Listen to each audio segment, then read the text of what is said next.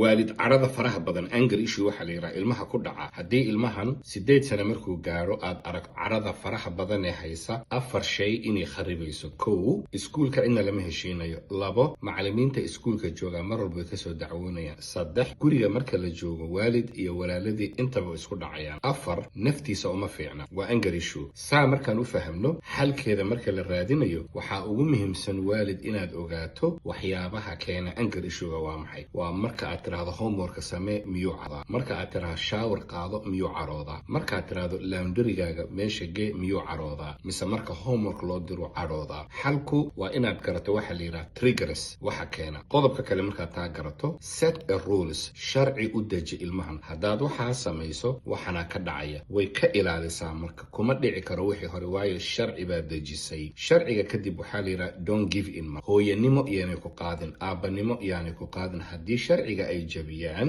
ciqaabtooda ha maran maxaan ka wadaa masalan waxaad u dirtuu qaban waaye remote-ka tv-ga ha siinin ama taleefanka ka qaad ama haddii marka aad pizza ama wax kale loo soo gadi jiray weekendka waxay doonay ha noqdo ha siinin hadday si walba u ooyaan adiga waalidnimo yaanay ku qaadin hadday ku qaado maxaa dhacaya wuxuu u qaadanayaa mar walba qayladan iyo caradan inuu adiga wax kaaga helayo insha allahu tacaala xalaqaadka dambe waalid legasi kala soco wasalaamu calaykum waraxmatullah